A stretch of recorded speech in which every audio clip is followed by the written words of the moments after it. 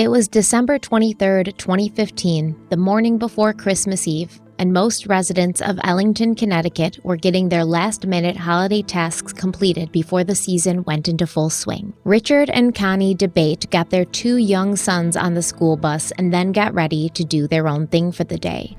By 8:30 a.m., Richard was headed to his job as a computer network administrator in Bloomfield, and Connie was getting dressed for her spin class at the local YMCA. It was a normal weekday morning like any other, but within just a few hours, tragedy would descend on the quiet, upscale neighborhood that the Dabate family called home. By 10 a.m., 39-year-old Connie Dabate had been shot twice and was lying dead in her basement, and her husband Rick was found by first responders tied to a metal folding chair. He claimed a masked intruder had attacked him and then murdered his wife, and for months the community mourned the loss of Connie.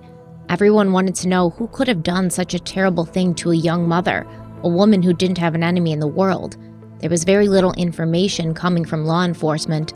All they said was that the community had nothing to fear, but people still had a lot of questions. It would be over a year before anyone would have answers, however, and during that time, a case was built on following the money, the secrets, and the electronic paper trail, which would lead to the shocking conclusion and the answer to who could have done something so terrible to Connie Dabate and her family.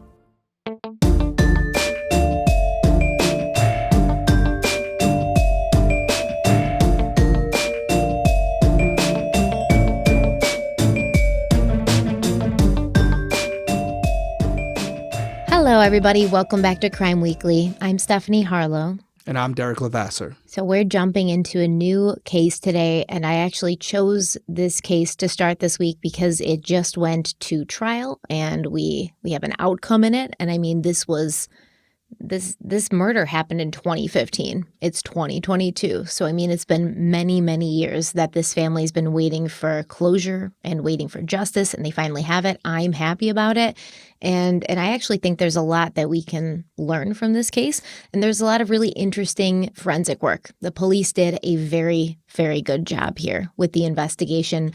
And I'm glad to kind of bring it to Derek to talk about it because, you know, he likes that kind of stuff anyways. He likes the forensic stuff and the blood spatter stuff and the fingerprint stuff and all of that juicy details, I guess, that go into the investigation and make, you know, a trial actually come to life and stack up all this stuff against the person, the perpetrator, so that you can put them behind bars without a whole lot of complications. So it's important stuff. And I actually have a lot of questions about some of this forensic stuff, especially blood spatter that I was reading in the police report and in the arrest affidavit, and I was a little confused. So I'm going to be really interested in having Derek clear that up for me as we go through this. I think we're all going to learn some things, and I believe Connie Dabate deserves to have her story told here.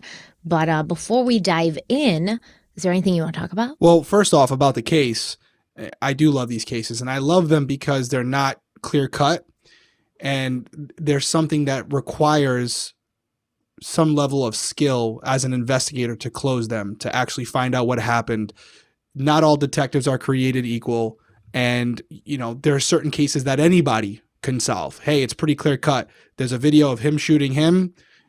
Slam dunk. It's over. But cases like this, where you have something that's more intricate and you have to use the skills that you learned at detective school or the things that you've learned from other senior detectives, requires you to actually do some work in order to catch the bad guy. So when you have a case that involves multiple elements like blood spatter, fingerprint, DNA, whatever this case ends up including, it's impressive. And we have to reward good work because those are the detectives we want to put on a pedestal, we want to promote, because we don't want the lazy guys who just sit in their office and wait for the case to come to them. I don't want them working my loved one's case, and I don't think you want them working yours. I will say, for you guys, we were considering doing a different case. Stephanie called an audible last minute, changed it up to this one, and didn't really give me a lot of background on it. So just like we always say, I genuinely don't know this case, didn't really know this is the case we were even doing until a few hours ago when she sent the script. And so I'm listening to the teaser as she's recording it with you guys. And I will say, without going too far down the road, because I could be wrong, just in her teaser with her saying that law enforcement came out almost immediately and said There's nothing to worry about. It's pretty obvious that they felt they already knew who was involved and that this wasn't some serial killer or some robber that was in the area going around to different homes. So I already have some initial thoughts as to who this is going to end up being, but I'll save them. Now to talk about something different really quickly. This is really Stephanie's baby, but for everyone who's following us on Criminal Coffee, we have these characters on the bags, and each month we update the stories of these characters, and our own Stephanie Harlow is writing these stories. I've already got a little sneak peek at what's coming out. It's amazing. And by the time you're watching this audio or this video, depending on when you're watching it, whether it's Friday or Sunday, the newest development for each character should be on the site. So this should be the second development since we launched, but the third clip that you can go and read, because we also have their bios up there and they're more detailed than on the coffee bags themselves. So if you like Stephanie's, she writes every script that we do. If you like her writing, you're really going to like this. I think it's kind of outside her element. I'm speaking for her here, but it's outside her element. I really enjoy it because it's different than what we're doing here, which is mostly fact-based. And so if you enjoy that, whether you like coffee or not, head over to criminalcoffeeco.com. Just click on Universe, and you can dive into the Criminal Coffee universe and read about our characters, Sebastian, Agent X, and Chase. Yeah, it's actually totally in my element. I'm a big... I love the building of the universe and building of the world. I'm a big Game of Thrones person. I read all the books that were available to read before the show even came out. I read them so long ago. I love everything about building the whole universe and kind of having these characters start on separate journeys, but then they're going to meet and they're going to start working together. And there's a lot of cool stuff they're going to get into, a lot of drama, a lot of intrigue and suspense. So go and check it out, see what they're up to. Yeah, absolutely. And buy some coffee while you're there. Yeah. Link below. Link is also in the description as well. And as we've already said multiple times, portion of the proceeds from every bag goes to fighting crime. We're going to be doing a live very soon about that. Because we're getting to that point. We're going to make our first donation. We're almost at a $3,000 mark right now. So we'll announce when that live's going, or just make sure you have your notifications on if you're following us on YouTube so that you're notified when we go live, so you can weigh in on your opinion on where we should donate. Perfect. All right, let's dive in. If you're good to go, are you ready for this? Ready for this. This sounds like it's going to be, there's so many thoughts. The fact that he's a computer network administrator and all these things. I want to see where this one goes. And the fact that you picked it last minute, there's got to be some meat on the bone for us to sink our teeth into. So yeah, let's do it. Yeah, I definitely got caught up in it. When I saw, I remember when it happened, not when it happened, but I remember that they were kind of going back and forth and they had to stall the trial because of COVID. And I remember seeing that and I kind of looked into it and I said to myself, oh, everything's sealed on this, like all the documents are sealed. They don't want to really release anything until the trial happens. But there is so much here. I knew there was so much there that we didn't know even the tiniest bit, like tip of the iceberg with this case. And I just really couldn't wait until it went to trial and it was adjudicated so I could get my hands on all the documents and the details. So as soon as I found out that it had kind of wrapped up, I wanted to do it immediately and get into it. And I was right. There's a lot going on with this. I mean, I was stunned. I was angry. I was like, oh, I can't believe this as I'm going through it all. So I can't wait to share it all with you. And I can't wait to get your opinion on it. So law enforcement actually did something a little unprecedented in this case. And you'll sometimes see this case sort of advertised as the Fitbit murder. But they basically used Connie's Fitbit in order to track where she was. And not only that, but how many steps she was walking. And it's just very, very interesting how they pieced everything together using texts and emails and, the Fitbit and like surveillance cameras. And they just created something so thorough that it was really, and I hate to say it this way because I don't mean to sound like it was a pleasant experience for me, but reading through the arrest affidavit was a pleasure for me because and I'll talk about this later, some arrest affidavits are like choppy and they don't make a lot of sense and they're all over the place. But the detective who wrote this affidavit was, just chef's kiss. It was so thorough and so organized.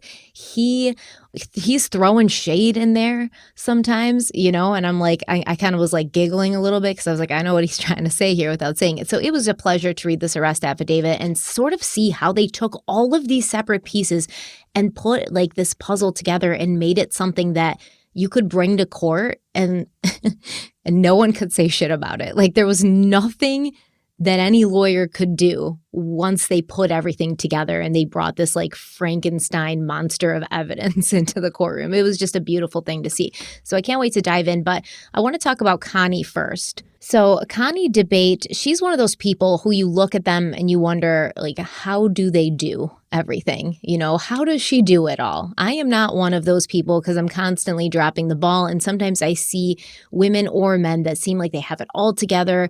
They're completely in control of their lives and everything that's happening in it. And Connie had a lot going on. So she was actually the mother of two young boys, Connor and RJ, aged 9 and 6. She was an Ellington High School and University of Connecticut graduate, and she worked as a pharmaceutical sales representative for Reckitt Benckiser, a career which she'd been very successful in.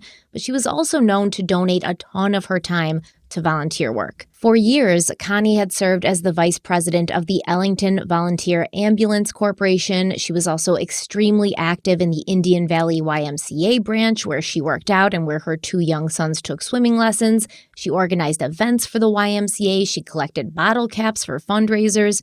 Connie was also known as the mayor of Birchview Drive, and Birchview Drive is the street that she and her family lived on in Ellington. One of Connie's neighbors, Peggy, said, quote, "If you had a baby, got sick, or had any other life event, Connie was the first one at your door with a meal and a kind word. If you happened to be new onto the street, Connie would be the first person to greet you." End quote. Connie was also known to organize different parties or events to bring the residents of her neighborhood together, and she was basically just a bundle of energy and joy. Friends laughed, remembering that Connie was the only person who seemed happy to be at 5 a.m. spinning class at the YMCA. But although she had a strong and lucrative career and was a genius at organizing and getting people together for good causes, the most important thing to Connie was her family, specifically her two sons, RJ and Connor. Connie was truly a caregiver, and her son Connor, he actually had some health issues, and Connie's father, he was diagnosed with leukemia. But Connie would spend hours driving her son Connor to Boston so he could have the best medical care. She also donated her time volunteering at Boston's Children's Hospital, trying to give back all they had given to her son. And when she wasn't driving back and forth to Boston, she was caring for her father in Connecticut. So Connie definitely had her hands full, but she was a great mother, a devoted wife, and a loyal friend to all who knew her. Now, I mean, we've done a lot of these cases. I think it's safe to say most of the times in these situations, people don't really have anything bad to say about victims of violent crimes. You know, nobody's coming out and being like, actually, so-and-so wasn't that great of a person, so not a great loss. Nobody's really saying that publicly. But I could really tell in this case, when people said that Connie was an angel, she was an angel. Everyone loved her. Everyone was crushed by the loss of her. This went above and beyond the typical rosy rememberings of someone who's no longer here. You can truly tell just everybody who talked about her, they loved her, and Connie's friends and families are left with a serious hole where she used to be. You can really tell she touched everyone she knew in a very positive way. She seemed to be truly an incredibly caring individual who gave far more than she ever took. And you could tell that her two boys were her life. Everything she did was to make the world a better place for them. One of her friends, Wayne Rue, spoke about Connie in a very glowing way, saying, quote, "She spent her whole life focused on helping her family and friends. She displayed a keen sense of humor and brought joy to all who knew her. She was humble. She performed acts of kindness without recognition, and her generosity and compassion for those in need were her trademark." End quote. So before you continue, obviously Connie sounds like an amazing woman, and it's always sucks because we always start these cases when we can by talking about the victim, because they're not just victims, they're people. And I used to do this on Breaking Homicide all the time. We'd spend 15, 20 minutes in the show remembering them as people, right? Because obviously the story has changed, but there was a legacy there before this happened. And that's ultimately what we want to remember them by, is not what happened to them at the end, but what they stood for when they were alive. So I love that we do that.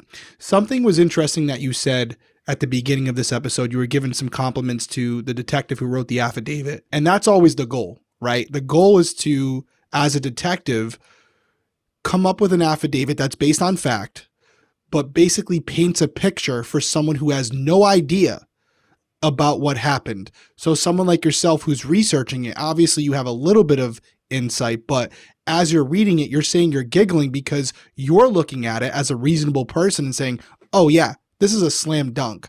And that's not always the case. But when you have a good detective who's able to articulate what he did during the investigation or she did during the investigation and then support that with evidence, it makes it really clear cut for not only the judge that may have to sign an arrest warrant or a search warrant, but also that's what the prosecutors are going to use as well to build their case when they start to bring in witnesses. And obviously they'll translate that information to a jury, and hopefully they'll see it the same way. So this is the goal right here, is to have a case like this where at the end of the investigation, they're able to tell a story that's completely based on what they actually did, support it with facts, make it a clear-cut case. If it wasn't for COVID, it seems like this would have been closed a lot sooner maybe.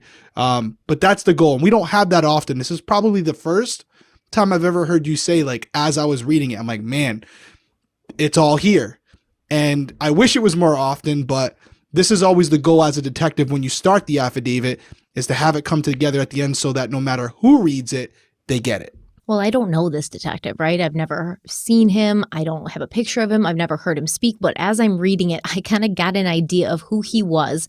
And there were certain times where, you know, it's not necessarily a sense of humor, but he's saying things in this very dry way.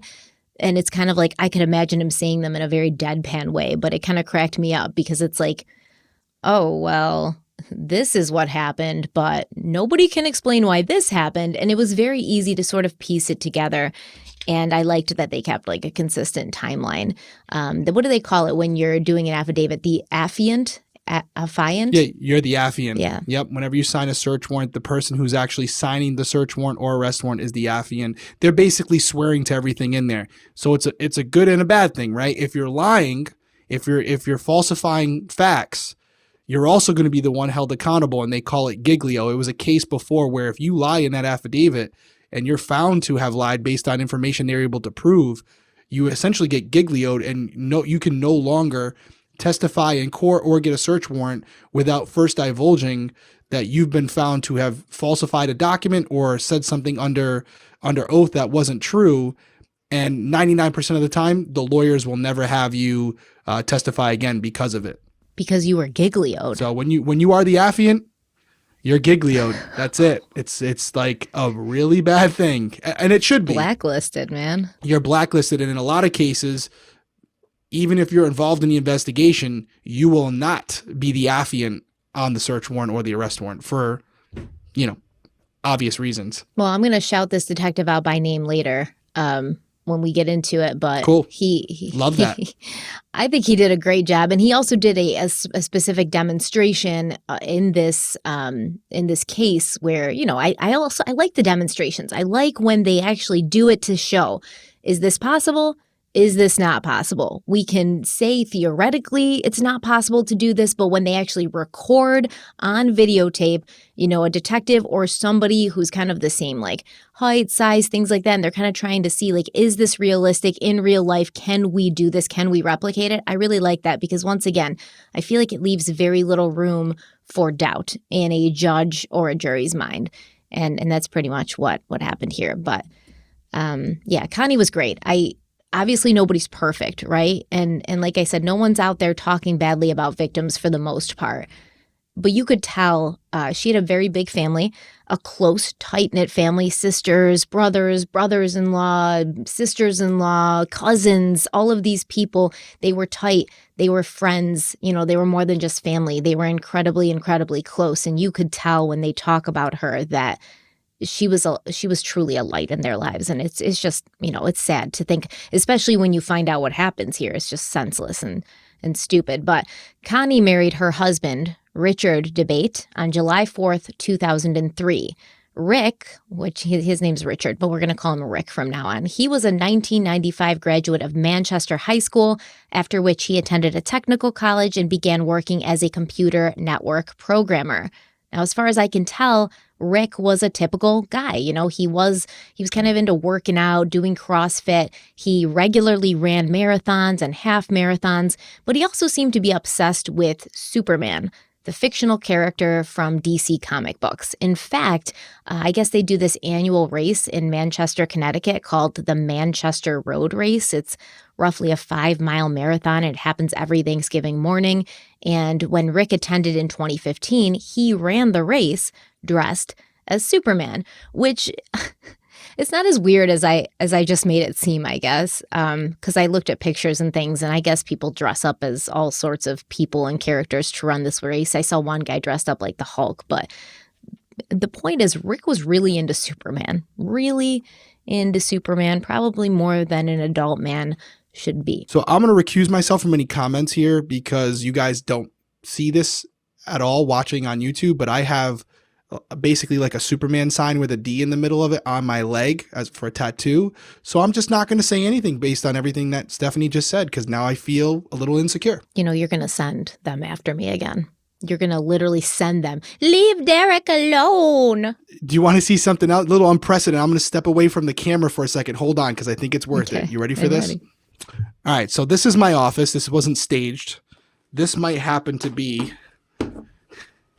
in my office with me. So I think we should put him in front of the mic and he does the rest of the episode. I mean, he is Superman. He can do anything. That does not look like Superman, by the way. This doesn't look like Superman? Oh, let me see him. Are you kidding me? I mean, this is as bad as your Brian Enton tape. I had to.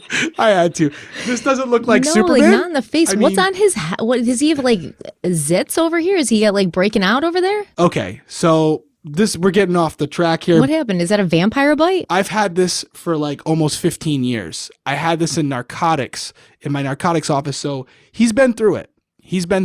And so what happened? Did like a tweaker just start gnawing at him or something when he was in your narcotics? I honestly don't know.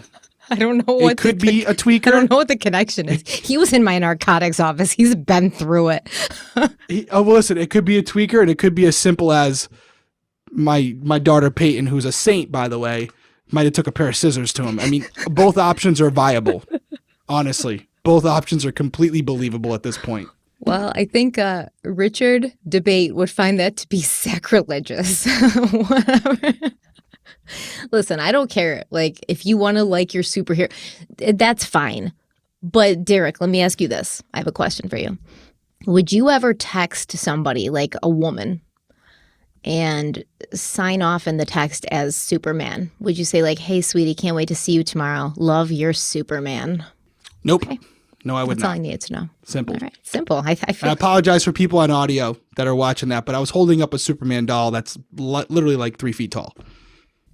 Don't judge me, Stephanie. I can feel it. I can see it. It's funny. I just don't, you have a doll. It's fine. It's a doll. Yep. That's cool. I respect that. I'm trying to think, like, do I have anything comparable? Like, do I want to judge too harshly? Do I have dolls? I don't have any dolls, man. I don't. But that's okay because we all have our own stuff. So as far as anyone could tell, Rick and Connie, who had been married for 12 years at the time of her death, they had a good relationship. But of course, as it is in every marriage, they had their moments where things were not perfect. A woman who knew both Rick and Connie, and who described Connie as her workout buddy, she remembered that the couple used to go to the YMCA together, but for the past 6 to 9 months, Connie had been coming alone. And she'd actually confided in her friend that she was, quote, unhappily married, end quote, and things were not going too well. Connie mentioned being tired of the financial burdens placed on her by Rick. It looked as if Connie was the main breadwinner in the family, and Rick had a tendency to spend money and not really save it. Connie had also mentioned that she was getting worn out from handling her son's medical issues basically alone, and the responsibilities of taking care of her family and the household were a lot for one person. Now, you know how in an iPhone you have like a notes app? You have a notes application. So in Connie's notes application on her iPhone, she had created a document on December 4th, 2014. So this is roughly a year before she dies. December 4th, 2014, and this note was titled, Why I Want a Divorce.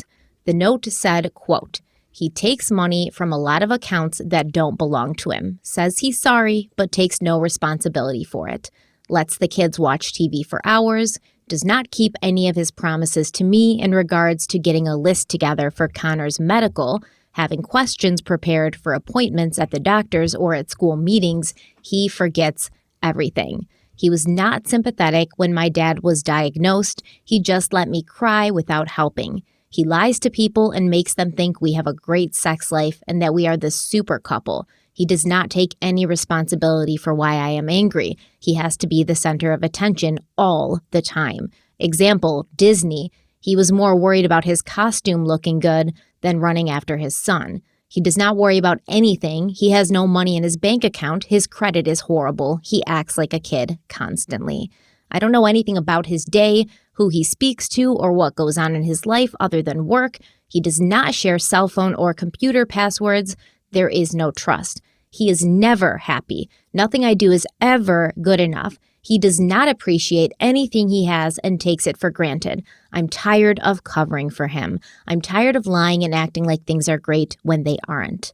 I'm tired of his getting all the credit and glory for everything I do and he doesn't correct them. I hate that he procrastinates on everything. He doesn't romance me unless forced. He does not discipline the kids at all. He just screams all the time. He swears at me. I can't count on him to keep his promises ever. I always have to plan everything. I do not feel connected to him. I don't feel like I can ever trust him. He never makes me feel like we are his top priority. When we are in bed, he only cares about getting off. He drinks and drives. He promises to be home on time and is not. He promised to help with Disney. He did nothing until the last week, and that was only parking. He waits till the very last minute to get help with watching the kids and adds on a lot more stress to my day.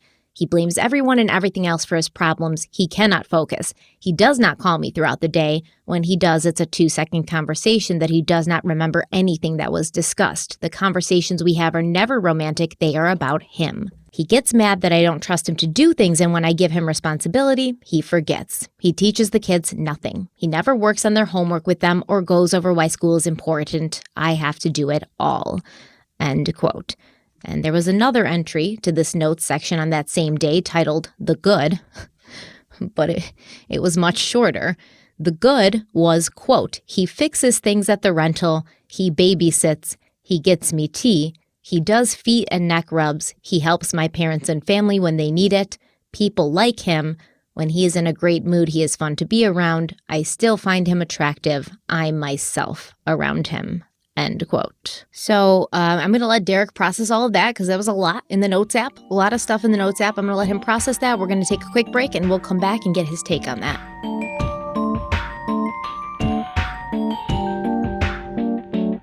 Most of you have probably heard me sing the praises of Prose, the world's most personalized hair care. And for those of you who haven't, I want to tell you about the incredible results that I'm seeing since using my customized Prose products. So I've actually, I've talked to you guys about this, at great lengths. I've been using Prose for about a year. I have found that my hair is growing faster, it's softer, it's shinier, and it's more manageable in general, which means it's not going to be a big surprise when I'm doing my hair in the morning. Whether it's going to be a good hair day or a bad hair day, it usually ends up being a good one. I like the way they smell. I like that it's formulated just for me because Prose knows that there's more to you than just your hair type. Prose has given over 1 million consultations with their in-depth hair quiz, and that's exactly how I got started and how you'll get started too. The quiz is really easy. It basically just asks you some questions that you'd expect to be asked, but then it asks you some that you wouldn't really expect to be asked. It asks you about like your zip code. It asks you about your diet habits, your exercise habits, things like that. And there's a lot of reasons for why they're asking you those things, because by analyzing over 85 personal factors, Prose determines a unique blend of ingredients to treat your exact concerns. And if you live in a humid area like Florida, they're going to give you a different formulation. If you live in a dry area like, Nevada, that's going to be a different formulation. But they also have a review and refine feature, and that lets you tweak your formulas for any reason. Like, let's say you did change your address, or you moved to a different state, or you started dyeing your hair, or you changed your diet. And as a carbon neutral certified B Corp, Prose is an industry leader in clean and responsible beauty. All their ingredients are sustainably sourced, ethically gathered, and cruelty-free. They're also the first custom beauty brand to go carbon neutral. And if you're not 100% positive that Prose is the best hair care you've ever had, they will take the products back, no questions asked. We definitely think you should try Prose out. If you have hair like me, which is thick, my hair is naturally curly, they have a great curl cream. When I straighten my hair, I like to use their hair hair oil. Their oil is great. It makes your hair so shiny. So check those products out. And Derek's going to tell you how you can check Prose out for yourself. That's right. Prose is the healthy hair regimen with your name all over it. Take your free in-depth hair consultation and get 15% off your first order today. Just go to prose.com/crimeweekly. That's prose.com/crimeweekly for your free in-depth hair consultation and 15% off.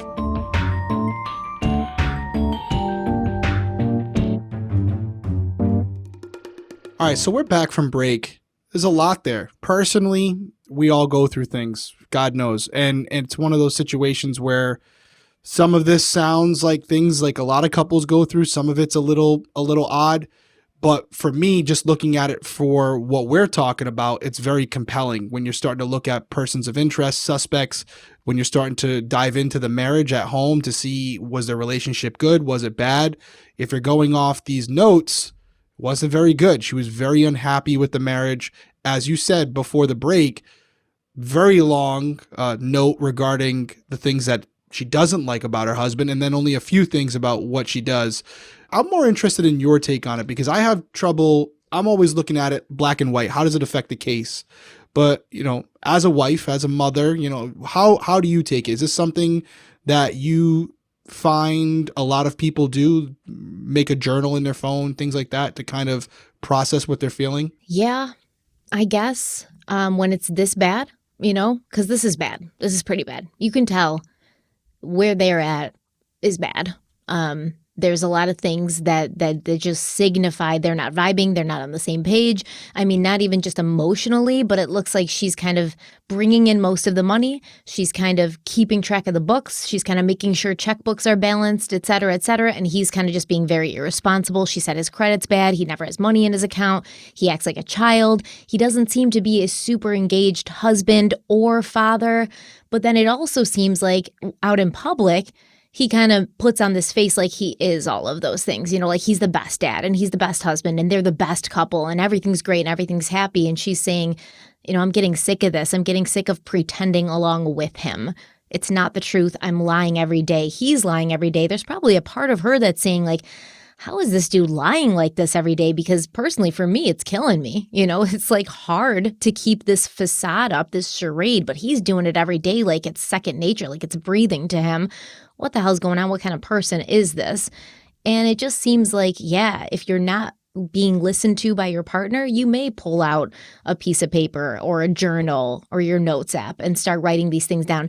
And there may be a little bit of weighing the pros and cons here too, right? Like, let's see what the pros are. Let's see what the cons are. Well, the cons are a lot longer, He makes me tea.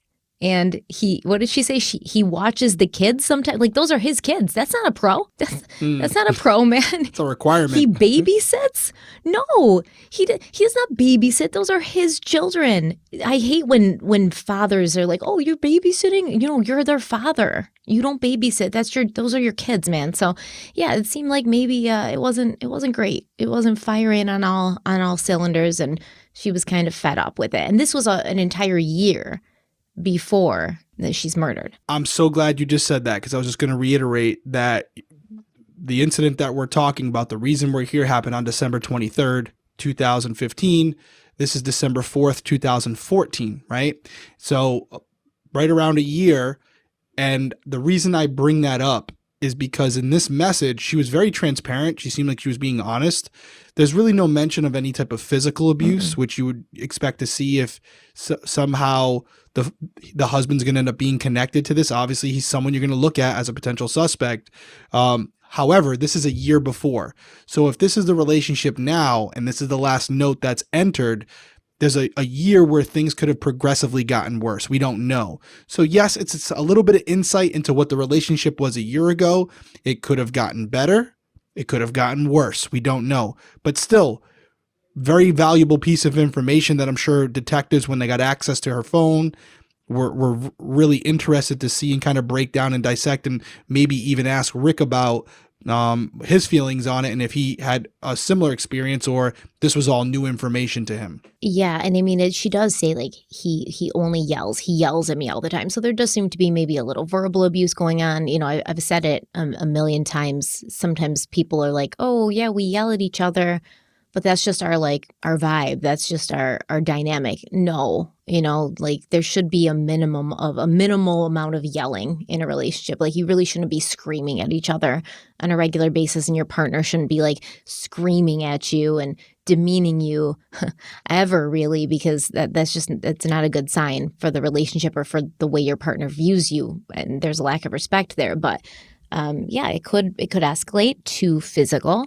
Or does it even need to escalate to physical for something to happen to her that he may be responsible for? No, it doesn't have to. That's for sure. It could be just a crime of passion. It could be something that happens out of nowhere. You don't even need to have something like this.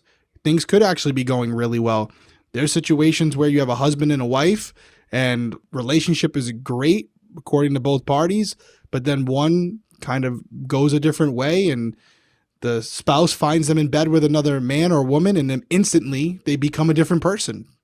And so it doesn't take this long-standing history of bad times for it to evolve into something like this. I'm interested to see if, because you're laying this out and I know how you kind of lay out stories, I feel like obviously it's going to be significant in some way. I wonder if it's going to involve the husband directly or it's going to be more indirect. But that's kind of why I'm making notes at this point to see, hey, we'll make note of it. Not going to automatically assume that he's the guy because of this. But just based on your way of writing things, I know it's going to come back at a later point. Yeah, absolutely. And I mean, if you look at the text messages between Rick and Connie in the months leading up to December, it does show that there was money issues. But there also did seem to be genuine love and affection between the pair. Just 2 days before Connie died, she texted her husband saying, quote, "You are amazing." And he responded with, quote, "Ditto." Connie then texted her husband Rick saying, quote, "Hopefully by the start of the year, without Verizon, cable, and your raise, maybe you can now have $500 extra a month to save. And if you can get your interest rate lower on your car loan, you can pay off your loan by the very latest December of next year, freeing up almost another $300. End quote. Now, Rick responded by asking Connie, quote, "This is getting you wet, isn't it?" End quote. And Connie responded with, quote, "Yep, it would make me wet if I saw you saving it," end quote. So we kind of see when she's writing in her notes app a year before this, he's a child. He doesn't take anything seriously. He acts like a kid. She's trying to be very serious. She's trying to help him get his credit better, save some money, not be in the hole. And he's directing it back to this very juvenile kind of like, "Oh, you turned on by this money talk?" "Oh, yeah, Connie." And she's like, "Yeah, if you fucking save it and stop being a dirtbag, I would be super turned on right now." She's trying to be patient with him, a hell of a lot more patient than I think I would be. And he just can't take anything serious. And that would be frustrating, I think, in a relationship. I wonder, you said they got married in 2003? Yeah, they've been married 12 years at this point. 12 years. So I will say the dynamic as far as finances is concerned is a really fascinating one to me. I wonder if this was something that evolved and became the parameters where money was divided and he was given the budget and, all these things, or was it always this way? Was money always something that they had decided, hey, we're going to keep it separate regardless of marriage? You have your bank accounts, I have mine. I know there are other people that do that, although I will say I think that's maybe not usually what people do. There's like a ton of people that do that. I can tell you 2 couples that are very close to me off the top of my head who keep their money separate. And to me, it's a little strange because you do have some unequal dynamics there. Like one couple, we'll call them like Sarah and John. Sarah makes more money. Sarah gets to spend on extras. John doesn't get to do that. And so it's almost like this very weird thing where Sarah's like, "Oh, I can go out and do this because I want to because I make more money, but you haven't saved your money properly and you already spent all your extra money for the month." And it's just a weird dynamic to have in a relationship. It's almost like a parent-child thing. I'd be willing to guess that it probably wasn't always like this. There probably was something where the money was what's yours is mine and what's mine is yours type situation. And after numerous conversations and him admitting that he can't save and he can't balance a budget, there was new parameters set up. And this is the new situation where, hey, listen, you're just spending any dollar that comes in, you're spitting it back out. So we're going to split it up. This is what you're going to be allotted per month. Let's try to get to a point where we can balance the books. So again, it could have been from the beginning, but I have a feeling just based on how open they are about it, that this is something where they had numerous discussions about in the past and they were trying to correct it. And even he's acknowledging in a juvenile way, like, oh, I should get some positive reinforcement, right? Like, this is a good thing. I'm being a good boy. I'm doing what I'm supposed to be doing. Weird, but yeah. Very odd. Because I was going to say, like, I got the same impression that their money was separate because she's saying, oh, you'll be able to save this. You'll be able to do this instead of like, we can save this. So I did get the impression that their money was separate. And we're going to get into more finance stuff later. And she was saying in her notes, he takes money out of accounts that aren't his. That was one of the first things that she did say in that notes. Yeah. So there's definitely some separate accounts there. So it also turns out that Rick and Connie had gone away to Vermont the weekend before she died in an attempt to reconnect.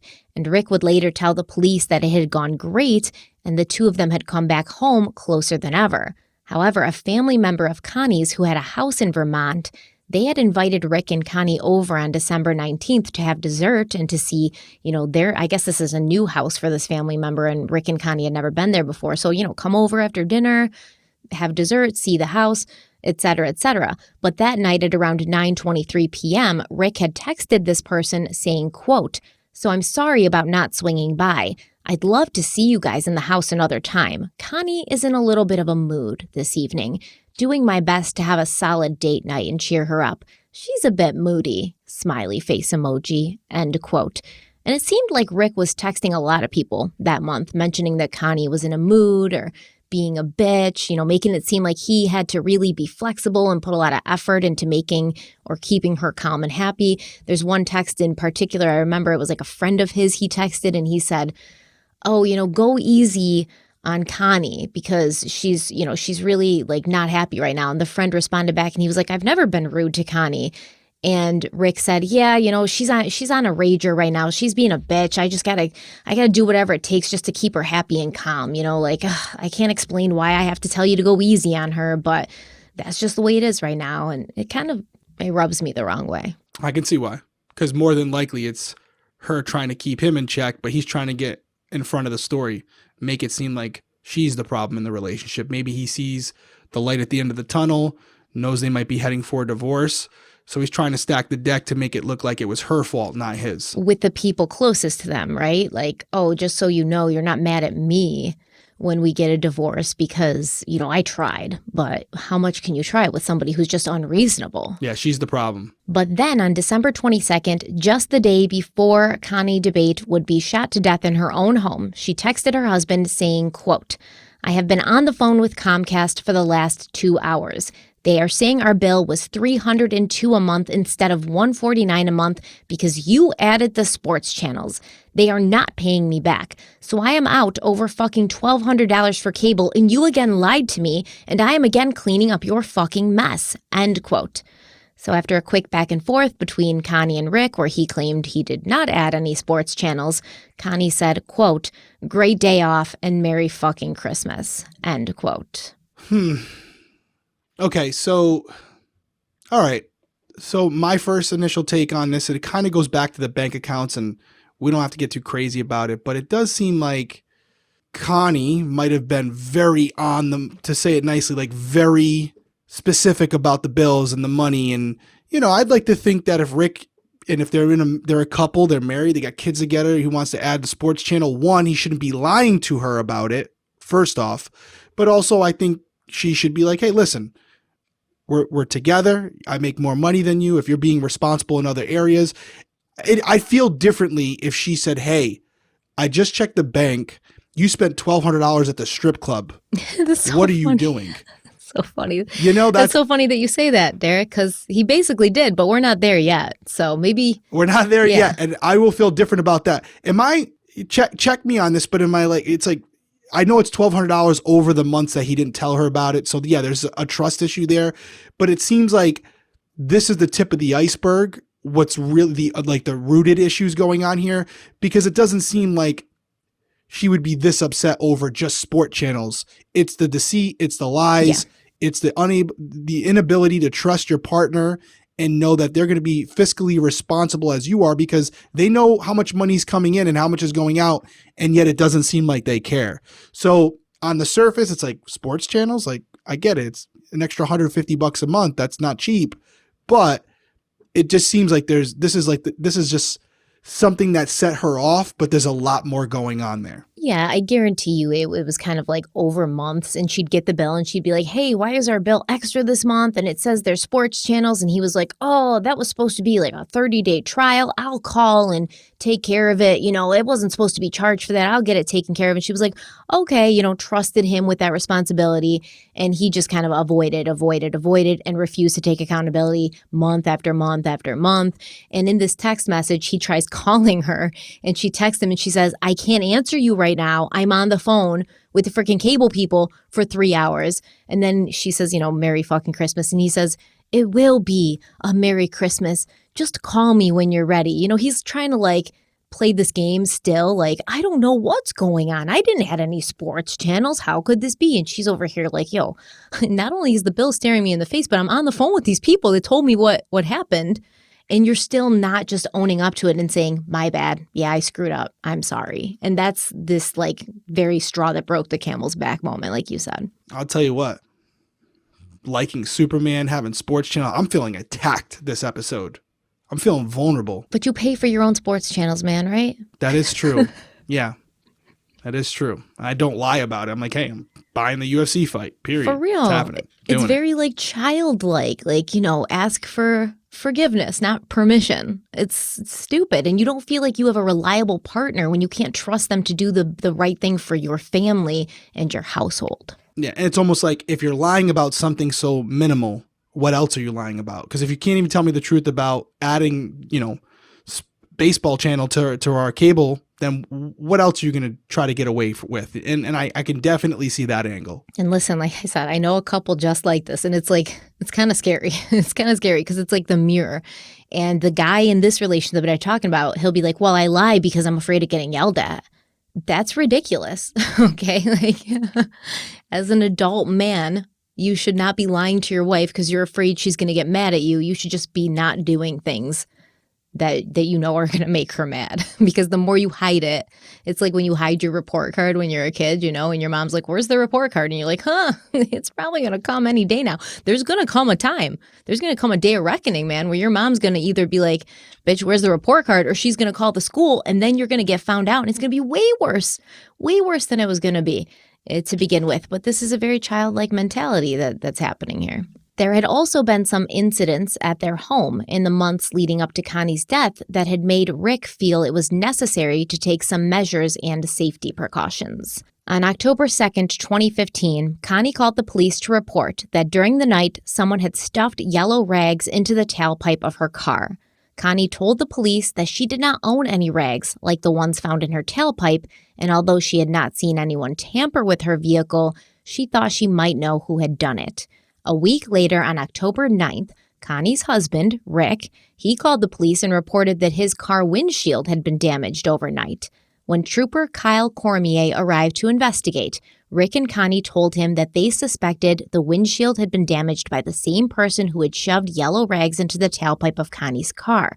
But Trooper Cormier also noticed some details about the windshield damage in question, and in his report, he wrote that he observed damage to the front passenger side of the windshield, but on the outside of the windshield, it was smooth to the touch. However, inside the car, Cormier could feel the crack, and he noticed a few shards of glass on the passenger side dashboard. There was also no damage to any other vehicles in the driveway, and there were no footprints anywhere in the driveway or yard. Now, what do you think that means? That he feels it smooth on the outside, but he can feel the crack on the inside of the windshield. Obviously, whatever happened on the interior. For people who aren't familiar with it, the front windshield, other than the other glass on the car, is double pane, and there's a piece of plastic, for lack of a better way to describe it, and that's so it doesn't shatter if you're in a motor vehicle accident. So, yeah, I mean, you would have something where if the interior portion of that window pane is hit by something, it may only fracture the inside glass. But it would have to be hit from the inside of the car, right? I would think, I mean, I'm not a physics person, but I mean, I would think that if there was enough pressure applied to the exterior pane of glass, there would be some indication that that glass was struck by something, even if it didn't fracture it, just something to show that there was pressure applied to the outside windshield that cracked the inside windshield. Yeah, I agree. And Rick Dabate actually claimed to the police that he'd purchased a security camera to set up at his home in an attempt to identify whoever was responsible for this repeated vandalism, but he hadn't set up the camera system yet. However, he was insistent that he wanted the incident documented.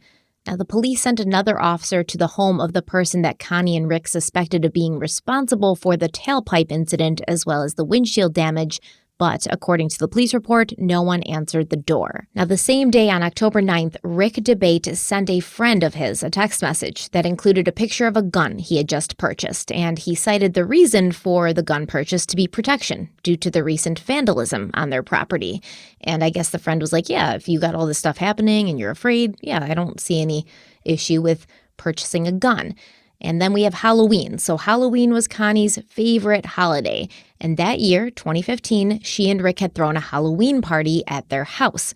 But later, Connie was telling a relative of hers that Rick had gotten drunk, he was acting inappropriately, and apparently he had removed his clothing in front of their guests. And Connie was still very upset when she recounted what had happened at the party.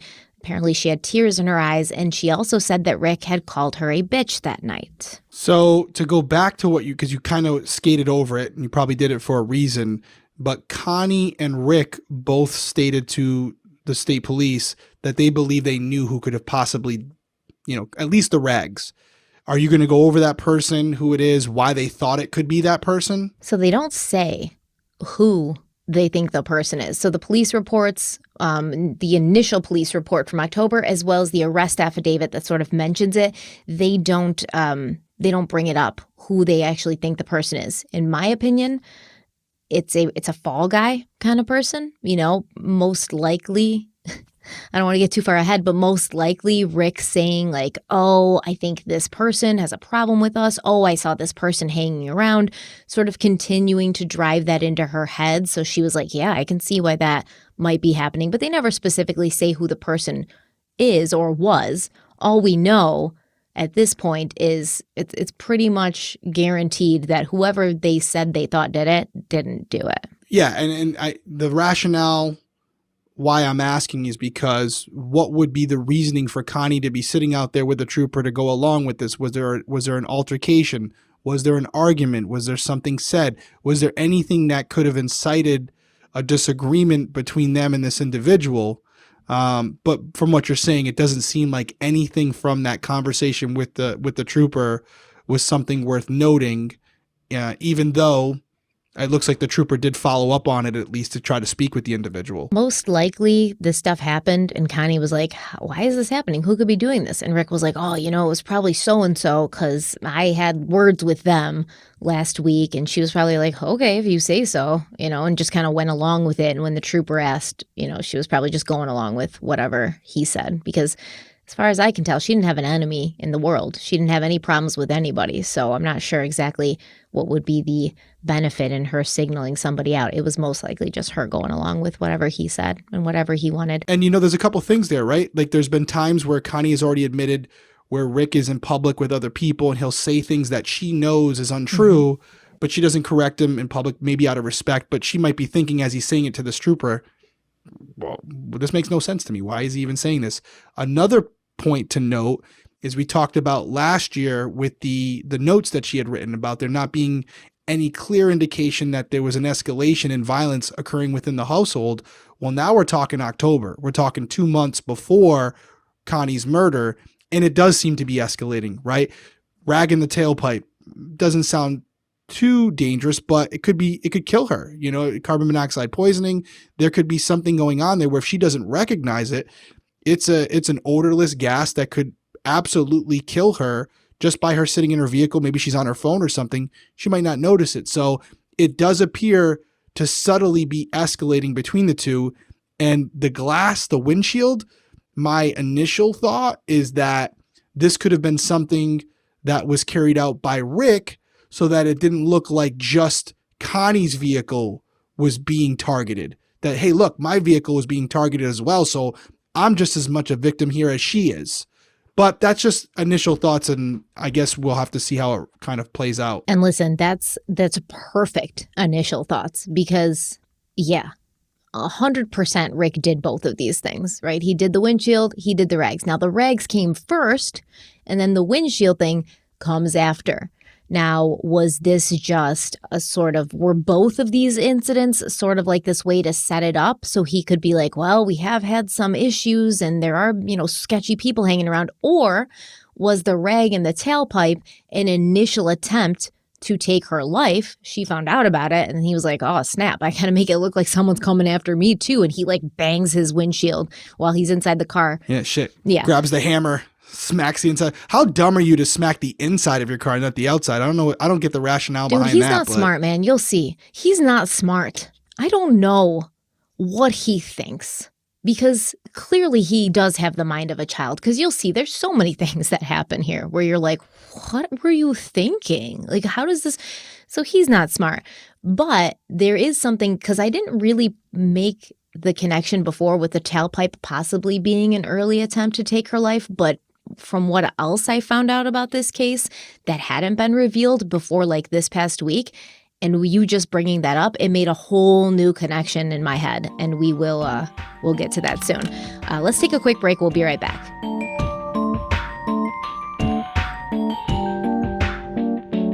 Cats can be total goofballs who can always keep you entertained. You can always count on your cat doing something crazy, something weird.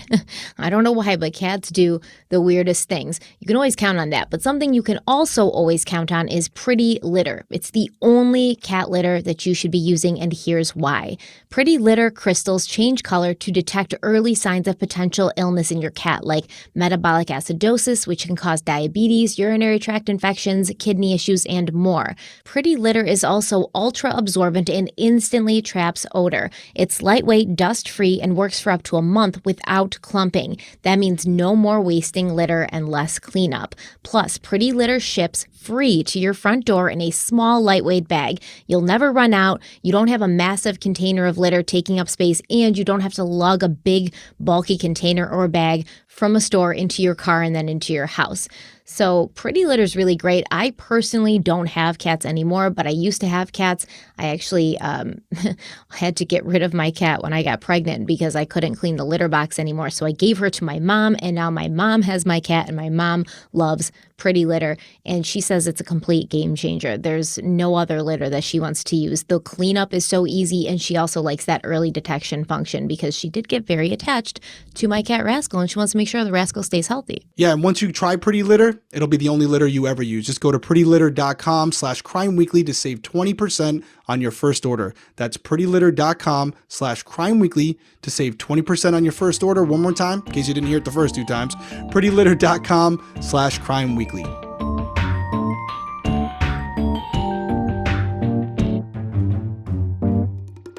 So Rick Dabate would later tell police the series of events that happened on the morning of December 23rd, 2015. The series of events that led to his wife being shot twice, once in the back of the head and once in the stomach.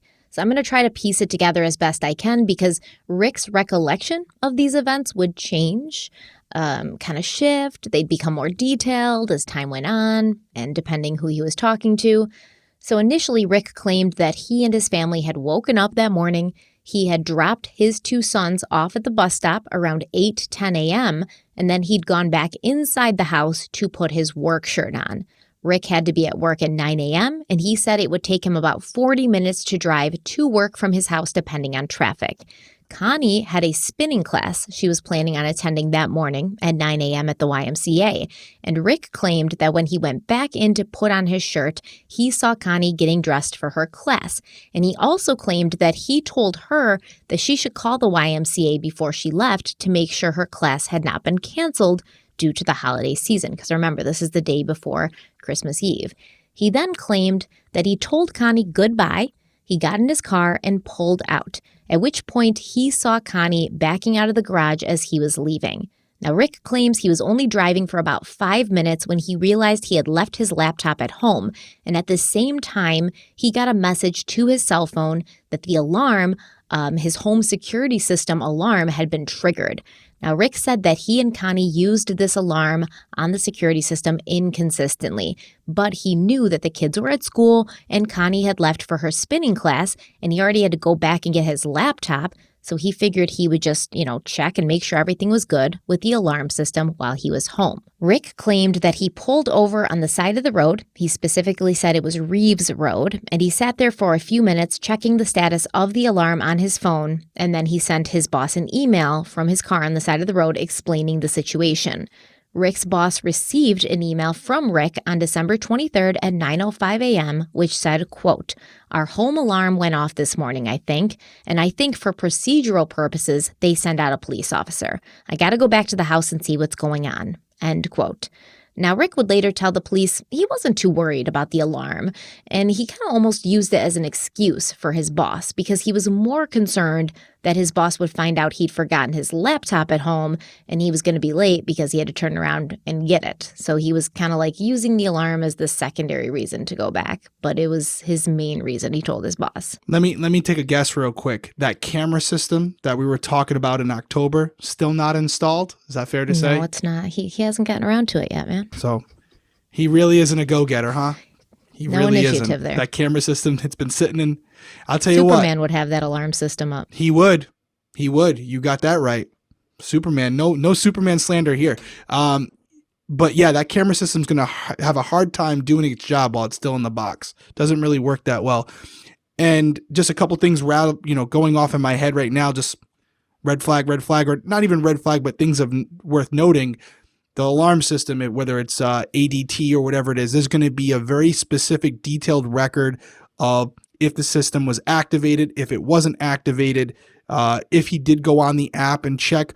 But more importantly, there's going to be a historical record of how many times this system had been activated and what times it had been activated in the past. The reason I bring that up is this a normal thing? I know it was intermittently. You had said that they didn't always use it, but it'll be really interesting to see, have they ever used it at this time? Or was this an isolated incident? And if it is, now it becomes something worth looking into. And then the obvious things, his cell phone GPS, possibly vehicle GPS if he has OnStar or something like that. So a lot of technological things that can be checked and evaluated and looked into and discredited or confirmed just off the top, just off the rip, and it's only 9 o'clock in the morning. So we can keep going, but that's just the initial things that are popping in my head. Yeah, man, there's a lot of ways his story can be completely smashed to smithereens. And it's like he just didn't realize that or something. I'm not sure. But yeah, they got they can tell you with that alarm system they had when the doors are opened, how often the doors are open, because that's exactly the they've sensors. Got motion detectors. They've got door sensors. They can tell you when the garage doors opened. OK, they've got a record of all of this. They have a record of when the alarm goes off. And spoiler alert, the alarm did not go off that morning. He did not get an alarm alert because he told the police. They were like, "Well, where's your alarm alert?" He's like, "Oh, I deleted the text message that showed me I had an alarm alert." Is it a text message? You have an app that tells you when the alarms are coming through. And even if you did get a text message and you deleted it off your phone, the alarm company still has a record of when the alarm was triggered. And it wasn't triggered that morning. Same thing here with my system, whether it's Ring or, like I said, ADT, or we even have like the digital locks. It not only will tell you when the door is unlocked or when it's locked, but who it's unlocked or locked by. And then also, even like you were saying, even if the door is not shut properly, there's sensors that will tell you like, hey, the door was ajar for this amount of time. So as a computer network guy, we've talked about this on previous episodes, to use something, in some cases, like the last episode, it was Don Wells talking about his boss. But that's another human being. That's subjective, right? Memory can come into play there. But when you start using technological services like an alarm system that has a monitoring service attached to it by a company that keeps a very detailed record, that's not smart. That's not smart if you're lying, because that is not subjective. It's very objective. And there's going to be a specific time, probably down to the seconds, that's going to really rip you apart within a matter of minutes of the police looking into it. Yeah, I don't know. I don't know what he was thinking, but let's just keep going because, Let's keep going. It's only 9 o'clock. Add it to the list. Okay. So according to, the doors opening and closing and things like that, we know that Connie Dabate, she'd left the house at 8:46 a.m. and she arrived at the Indian Valley YMCA at 8:53 a.m. Surveillance cameras in the parking lot there captured her pulling in. Before going into the YMCA, Connie sent a Facebook message to a friend of hers who was also a psychotherapist, and this message said, quote, "Hi, I hope you're doing well and that you're all set for the holidays. I was just thinking of you and wondering if you are still doing therapy sessions. I would love to do another hypnosis session if possible. There's been a lot going on that I would like help with. If you're not doing them any longer and know someone that could see me, I would be open to that too. Thanks so much." End quote. Connie then went into the YMCA for her 9 a.m. spinning class. A friend of hers who also happened to be a Connecticut State Police trooper, because remember, Connie was the vice president of this volunteer ambulance corporation. So she knows everybody, okay? She knows the first responders. She knows the police. She goes to the YMCA. It's a very community-based. The YMCA is very community-based. You see people that you know, like your kids' teachers, stuff like that. So she sees this guy, TFC Corey Sutherland. He's there with his wife, and he saw Connie talking to the front desk attendant. So Corey Sutherland actually happened to be at the YMCA for that same class. But when Connie was done talking to the woman at the front desk, she walked over and told Sutherland and his wife that the spinning class had been canceled because of the holiday. So they all walked back out to the parking lot together. And Corey Sutherland said that Connie was her normal, happy self. She was in a good mood, talkative, laughing. She was wearing black gym clothes. She had her hair in a ponytail, and he watched her get into her car alone and drive away. On her way home, Connie spoke to the psychotherapist she had messaged on Facebook, and she indicated that she wanted the first available appointment because there was a lot going on in her life. Connie went back home, and she arrived around 9:23 a.m. Now, by this time, according to Rick Dabate, he'd already arrived back home to get his laptop, and he was upstairs when Connie pulled into the garage. So Rick had told the police that when he got back home to grab his laptop, the garage door was closed, so he parked his car in the driveway, he opened the garage, he went through the garage and used the door in the garage to enter into the kitchen of his house. He put his cell phone down by the stove, and then he turned the coffee maker on to make some coffee before putting his car keys on a hutch near the table in the living room. Rick claimed he then heard a sound coming from upstairs, and he thought it was the cats, but he decided to check it out anyways. So Rick climbed the stairs to the second floor of the house, once again hearing a noise coming from the master bedroom. He said the door to the bedroom was half closed, and when he pushed it open, he noticed that the door to the closet in the master bedroom was open just a crack, but it was open enough for him to notice that there was a light on in the closet. Rick said he walked over to the closet and pushed it open, and at that point he saw inside the closet a 6'2" obese intruder dressed in green camo wearing a mask. And this intruder was rifling through the drawers and the shelves in the closet. Now, I don't want to keep saying the intruder because that's all this guy's ever called.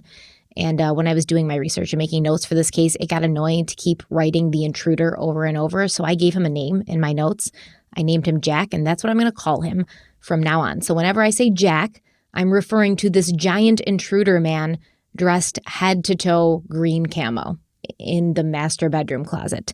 So Rick claims that Jack noticed him in the doorway of the closet, and then Jack pulled out a 5-inch silver-bladed knife with a black handle that he had stored in his waist area. Initially, Rick couldn't remember exactly what Jack said to him in the closet. He just remembered some vague threat about, hurting his family. But by the second or third retelling of the story, Rick remembered that Jack actually said, quote, "Give me your money, your wallet, and your PIN numbers. And if you don't, I'm going to wait here for your wife and kids." End quote. It's not PIN numbers. It's just PIN. The N in PIN stands for number. So Jack is so ignorant. The tall, masked intruder spoke in a deep voice like Vin Diesel, and he was standing about 5 feet away from Rick in the closet, Rick claimed, and Rick barely had time to register what was happening because just 30 seconds later, he heard the garage door of the house open, and he heard the door to the house open and then close, and he realized that his wife Connie was home early from her spinning class, so he screamed to her that someone was in the house and she should run. Now, I have to stop here for a moment, and this is where I'm going to give recognition to the detective who wrote this arrest affidavit. Like I said, these arrest affidavits can usually be boring. They can be a bit disjointed. They can bounce around in the timeline. They can be confusing. But shout out to Connecticut State Police Detective Jeffrey Payette, who was able to write a coherent and organized affidavit. And not only that, he made it interesting. Like I said, he throws a little sarcastic shade. And in this one section of the story where Detective Payette spells everything out very clearly, he mentions that it's weird how Jack the intruder was in the closet rifling around when Rick arrived home, but Jack failed to hear Rick come home or open the garage door or open and close the door to the house or put some coffee on, etc.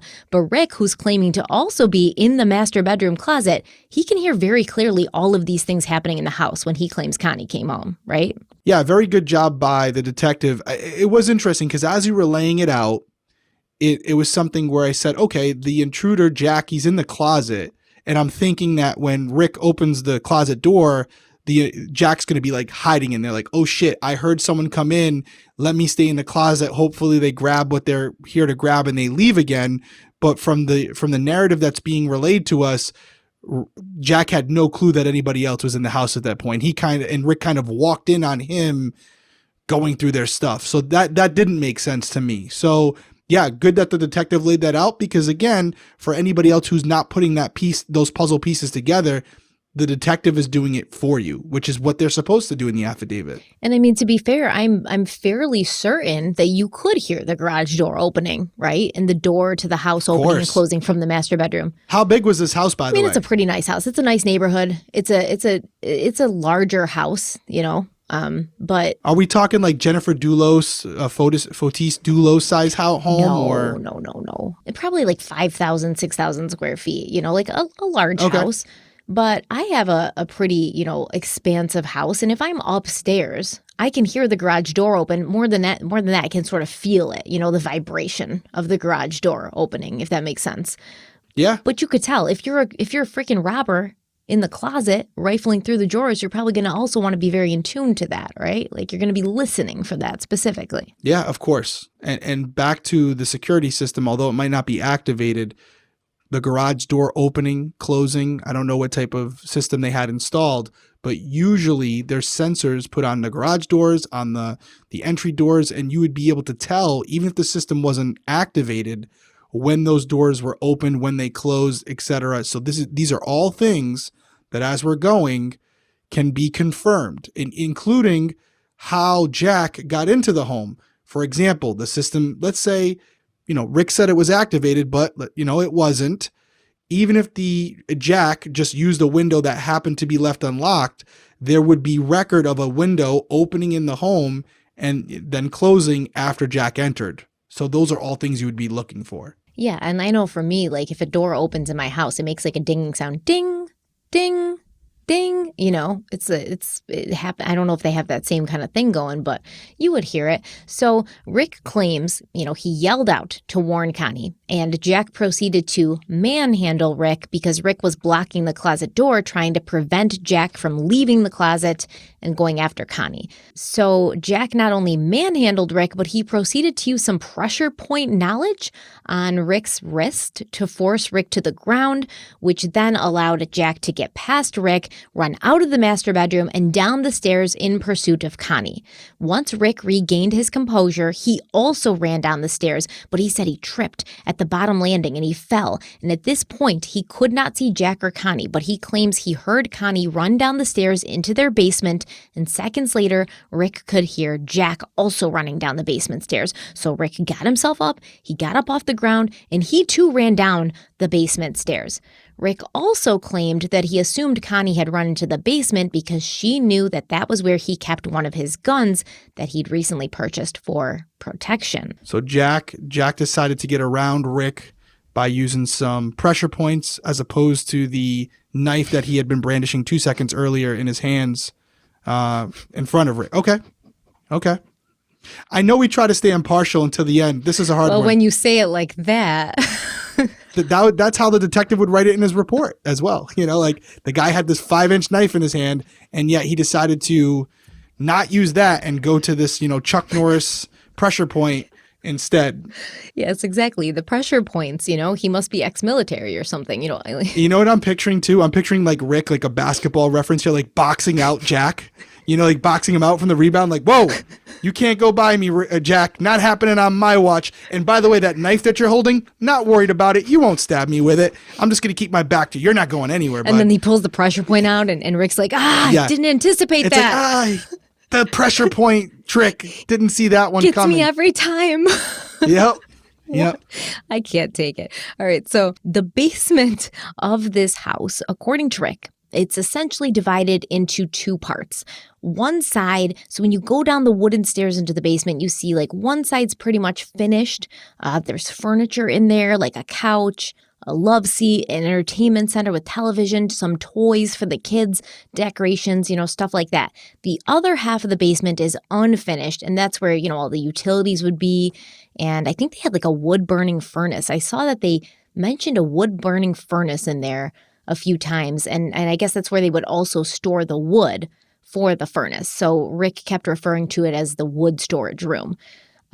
Now, Rick said when he got downstairs to the basement, there was no lights on and it was dark, but he could hear Connie and Jack on the unfinished side of the basement. So he began to run the 13 feet from the stairs of the basement through a narrow corridor to where Connie and Jack were standing. As he ran, Rick claims he couldn't see much because it was dark, but he did see that Connie had her back to Jack. She was facing the furnace and she was frozen, most likely in fear. Jack was standing about 3 feet away from Connie, his arms extended, pointing a gun at her head. Rick was running. He was trying to close the distance between himself and his wife, who was in danger, but he was about 4 feet away from them when he saw a flash from the gun going off, and he fell to the ground, disoriented, his ears ringing. And he believed when he was on the ground with his ears ringing that he heard the gun go off again, and he was like, oh, was that shot meant for me? Have I been hit? What's going on? He's all disoriented. He doesn't know what's going on. So Rick pulls himself off the ground, and he saw Connie. He couldn't remember exactly how she fell, but he was pretty sure he could see her face. But remember, it's dark. There's no lights on. So he said she looked like a shadow. Now, Jack was still holding the gun. He then turns to Rick, and Rick claimed it was at this moment that he recognized the gun in Jack's hand as his own gun. The own gun that he had purchased just a few months ago. Rick told the police that he did have a pistol permit and he owned 2 handguns, both of which were kept inside his home. He stated that he kept his loaded Ruger 357 Magnum revolver in a briefcase-style Sentry gun safe in the basement on top of a blue storage bin, and the key to the safe was kept nearby on a wooden windsurfing board above this blue storage bin. The other handgun was a Ruger GP 100 357 Magnum that he kept in another briefcase-style Sentry gun safe in the master bedroom closet. But Rick claimed that this one was not loaded. Yeah, so a lot of problems here. I am someone who owns multiple firearms. I've had years of firearms training. I've been unfortunately in a shooting. I can first tell you that the gunshot from a 357 Magnum would not create a flash that would disorient you and knock you to the ground. It's not a flashbang grenade. It's a very small muzzle flash that would be more so in the direction of the person that's in front of the gun, not someone who's coming up on the side of it or from behind it. So that is a complete fallacy. That's not true. It would not happen. Secondly, based on the way you describe this whole incident going down, which you're only relaying what Rick said, this is seconds. This is a matter of seconds between Jack running down the stairs, running after Connie, etc. And as you mentioned, the key for the safe was in a different location than the safe itself. So we have to believe that Connie was able to get to the key, then get to the gun safe so that Jack would know where the gun was and be able to open it and get the gun out. All this was done before Rick got down the stairs. That's a lot. and doesn't seem to make sense with the time frame that we're talking about here. So a lot of inconsistencies, and also why would Rick, and also we'd have to see a struggle between Jack getting the gun from Connie or getting the gun out himself. All this apparently happened before Rick got down the stairs, because according to him, Jack's already standing 3 feet away from Connie and he's about to shoot her. That's a lot to swallow. Doesn't make sense. Doesn't make sense with the time frame and the disorientation from the flash itself. That is something I can definitively say would not occur unless Rick, you're going to tell me, has some type of sensitivity to strobe lights or flashes or anything like that. That wouldn't normally happen. You wouldn't fall to the ground. Yeah. So I think his sort of what he was trying to get across was that she had gotten the gun and then Jack had taken it from her. But like you said, there's still this time that has to happen where he's going to take it from her. And why, if Rick said there's someone in the house, run, is Connie running into the basement and not out of the house to the neighbors to call for help? Like, I'm sorry. And regardless of how brave Connie was, the natural reaction would be to do what they said, run out of the house and go get help.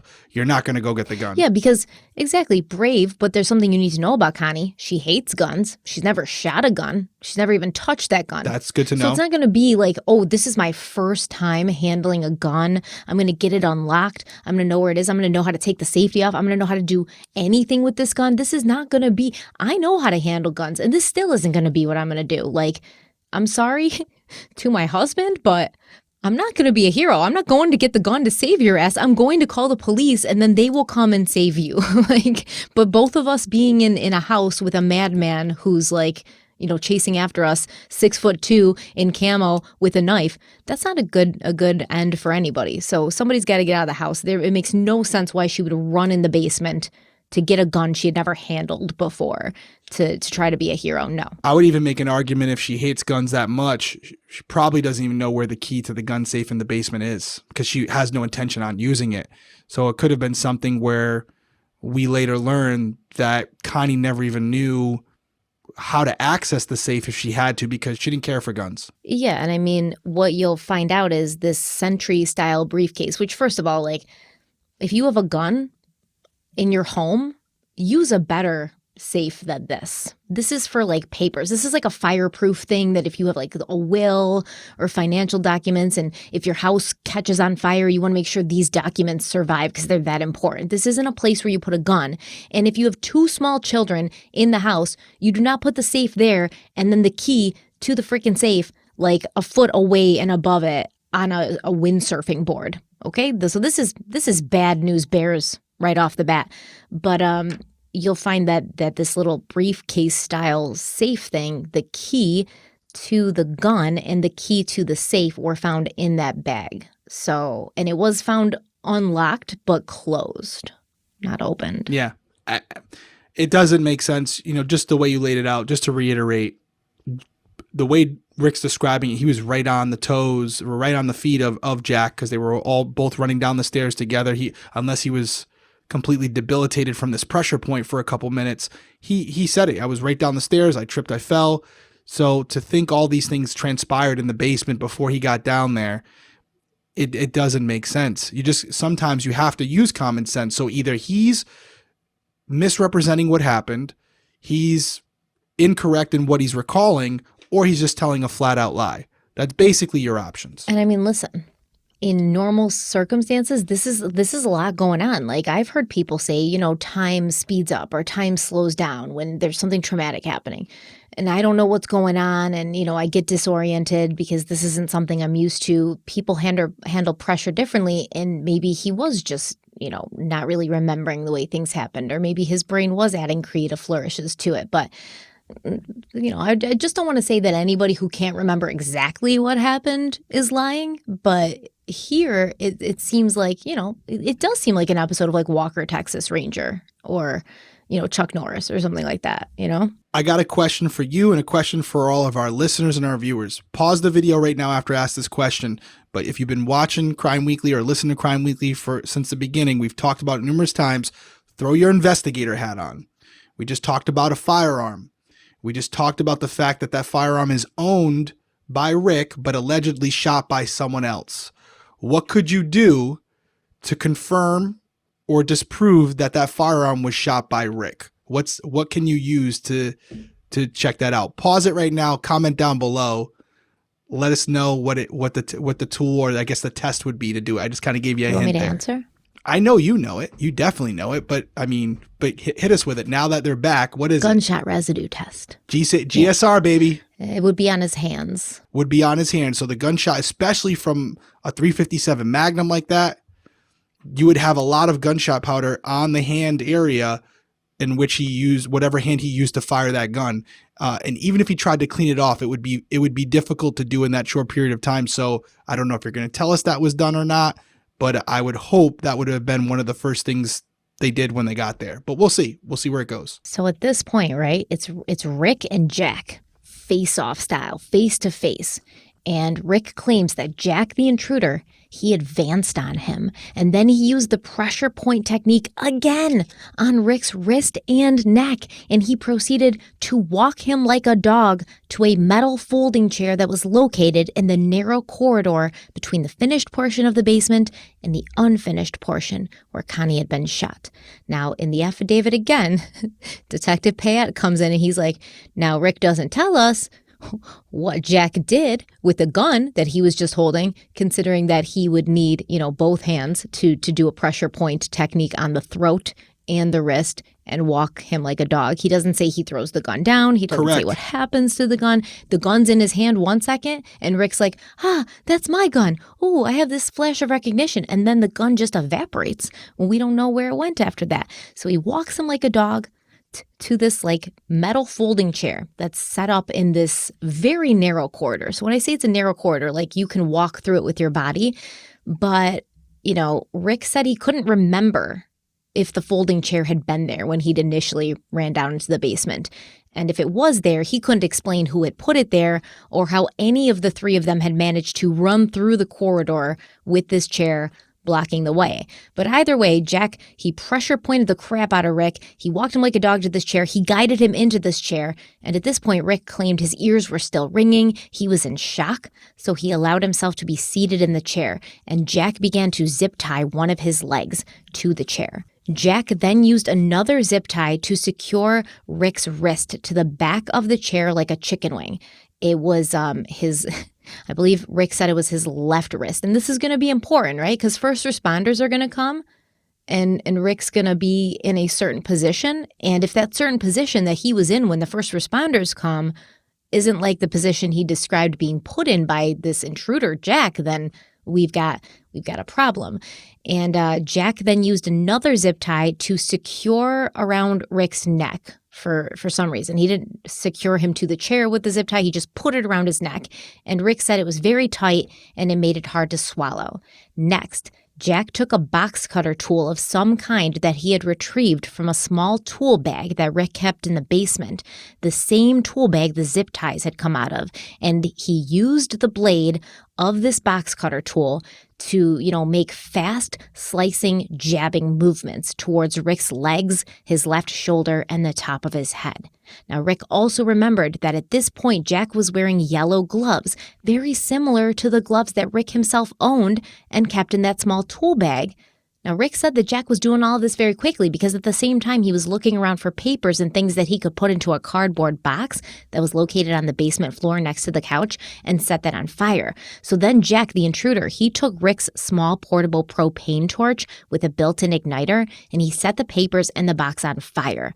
Now, according to Rick, this torch had a small silver button on the top, which, if pressed down, will cause the flame to burn continuously, which is what Jack had done. And when Jack was done setting the box on fire, he turned the torch onto Rick's leg. Now, at this point, Rick claims he saw an opening, and he pushed the torch, which was locked into flame-on mode, up towards Jack's face, causing Jack to drop the torch, put his hands to his face, and run out of the basement through the bulkhead, which, for those of you who don't know, it's on the unfinished side of the basement, and it's just basically a set of stairs that doesn't go up into the house. It goes out into the rear of the house, so out into the backyard. It's a little exit from the basement out into the yard, not an exit from the basement into the house. So Jack runs out. Okay, he's gone. Rick reported to the police that all of this happened in 5 minutes. From the moment all three of them entered the basement to the moment Jack ran out holding his masked, burned face, it was only 5 minutes. And Rick never does mention how the blowtorch was put out, since it was in that continuous flame mode when Jack dropped it. Rick then managed to crawl up the stairs from the basement into the house while he was still half tied to the metal chair. He crawled to the place where he had left his keys, and he pressed the panic button on his key fob. That alerted the alarm company. It was like a silent alarm. He then said he had to rest for a few minutes because he had done a lot of physical activity, like crawling up the stairs with a chair attached to him. He then crawled into the kitchen. He somehow managed to hurl himself into an upright position so he could grab his phone off the stove and call 911. But then at some point between then and the first responders arriving, he must have fallen down again because he was not in an upright position. When the first responders came, he was laying on the floor. So from the moment first responders arrived at 7 Birchview Drive, nothing about the scene made sense. And, like I said, sometimes we cover these cases, we see some pretty subpar police work, some pretty bad forensic work, but in this case, they pulled out all the stops to try and figure out what happened in this house and to sort of compare it to the wild story that Rick Dabate had told. And during the investigation, so much more is uncovered that revealed the true series of events in almost a minute detail. And that's what we're going to pick up next time. But there's something that really amuses me is they really did a great job, this police department. Within just an hour or so, they already had scent dogs on the scene because they were trying to track Jack, right? They got to find out where this intruder went. So they bring the dogs. They bring the first dog down, and the first dog, he can't find any intruder. He can't find the intruder scent. The second dog, they try a couple times. The second dog keeps running over to Rick, who's in the kitchen, right? And then they bring another dog in, and that dog just tried to basically jump into the ambulance as Rick was being loaded in because, where's the intruder? They can't find Jack, but these dogs seem to have a very big interest in Rick Dabate, and they want to jump in the ambulance with him and go with him. It's so odd. You're supposed to be finding Jack. Why are you so interested in Rick? But they brought 3 different scent dogs in, 3 different scent dogs, so that it was literally you couldn't say, oh, one scent dog and their handler is just not doing a good job or whatever. They brought 3 dogs and their handlers in to track Jack the intruder. And, they didn't do that. They didn't find Jack. That's what you're telling me. That's a shame. This is almost comical at this point. There's a lot here that just doesn't make sense. But to kind of recap a couple things, they have the gun downstairs. Jack shoots Connie, but decides not to shoot Rick, even though now he's basically witnessed him commit a murder. He's going to decide not to shoot him. As the detective laid out, he then uses both hands to conduct 2 different pressure points to escort Rick over to the chair. The gun just kind of spontaneously disappears into thin air. Maybe, if you want to be devil's advocate, you could say he holstered it into his jeans or something, but why would you do that? Why not just use the gun to gain compliance and direct it at him and tell him to go over to the chair? The other issue is, now that the gun's gone, he brings him over to the chair, but as you stated, Jack's using zip ties from a tool bag that's on the other side of the room, so that would mean the offender, Jack, has to now leave Rick at the chair, go back to the tool bag, get the gloves, get all the tools, get the zip ties, and then go back and, restrain him with these zip ties.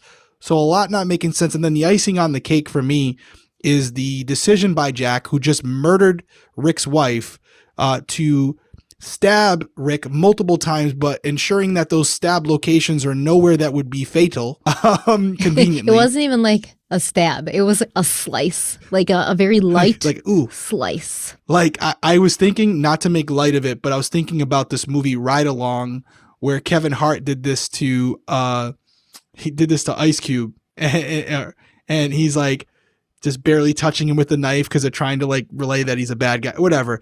Not to get off the track here, but yeah, no, it's conveniently in locations where this guy who just broke into this home, murdered a woman in cold blood, is now deciding to commit some type of Chinese torture because that's going to send a message to Rick that he better not say anything. So yeah, it doesn't make a lot of sense. This story wasn't well thought out.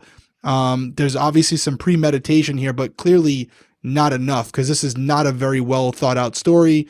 And I feel like in part 2, we're going to go over a lot of evidence that's going to completely rip this whole narrative apart. Yeah, and it's going to feel so good when we do too, because it's like you stack them up and they get all knocked down.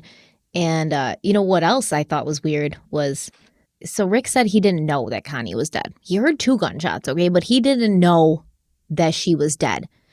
And later, one of the detectives says, well, in your story of your retelling, you never say that you called on her. I mean, you're in the basement, the offender, you never call her, Connie, are you okay? You never go and check on her. You go upstairs to call the police. You never go check on her, but you said you didn't know she was dead until you heard the first responders say she was, DOA. So what's up with that? And Rick's like, well, I was scared. I was scared that he was going to come back.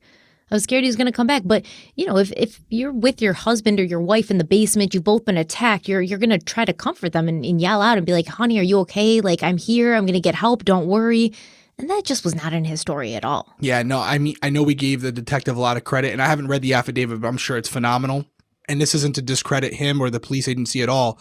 But now, after hearing a lot of the facts, initially I was like, oh, they had to really work to solve this case. Again, not taking anything away from them, but it sounds like this case was probably pretty easy to put together, and they just had to go find the supporting evidence to show that Rick's a pathological liar. But it doesn't seem like it was a very well done crime. And Detective Payette, I believe you said, just did a really good job of painting that picture to everyone involved and people like yourself who are reading it later. But still, great job. Well, yeah, obviously, they knew from moment one.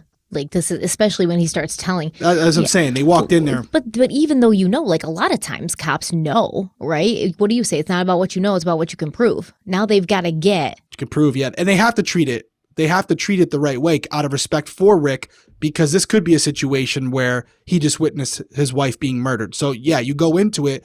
And that's why they brought the scent dogs in. I guarantee you they didn't bring the scent dogs in to make him look like a fool. They probably brought him in because they believed him. Yeah, I think they did initially. Yeah. Yeah, let's get him out there. If this guy just left on foot, we might be able to catch him, especially if he's injured. So I guarantee you there was some truth to that, where they were like, hey, let's get the dogs out here, see if we can track this animal down. Yeah, they got the dogs out. They checked like local hospitals to see if anybody had come in with like burn injuries. And I think initially, definitely, they, especially like the beat cops, not the detectives, but the ones who were like on the scene, roping it off, doing all the initial stuff, I think they legitimately believed him. But as soon as the detectives get to him in the hospital and start talking to him, they're like, what?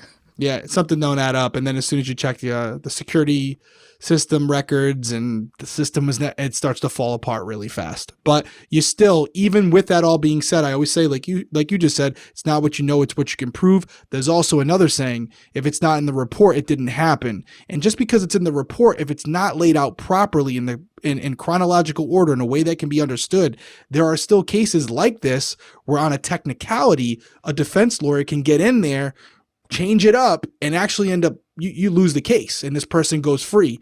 So even though it might seem like, oh, this is a slam dunk, there's a lot of work that needs to be done to basically close all those holes to make sure there's no opportunity for someone to get in there and create a level of reasonable doubt. Absolutely. So still a lot of work to be done, and it takes a good detective to do that. So they're anticipating what the defense lawyers could go after, and they're making sure they have answers for those areas. They wanted an airtight case, and they got one. And, I just have a feeling that Rick Dabate's not the kind of guy who's going to be faced with, like, all these inconsistencies in his own story and then be like, yeah, you guys got me, I did this. You're right. He's going to really force you to sort of, like, paint it in vivid color for a judge, for a jury, because he's not going to go out quiet. He's going to keep denying that he did this, that he had anything to do with this. He's going to keep acting like the victim.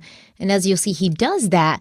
But as we get into his cell phone activity, his messages, who he was talking to, what he was doing behind the scenes, you'll see he's just a grade A scumbag.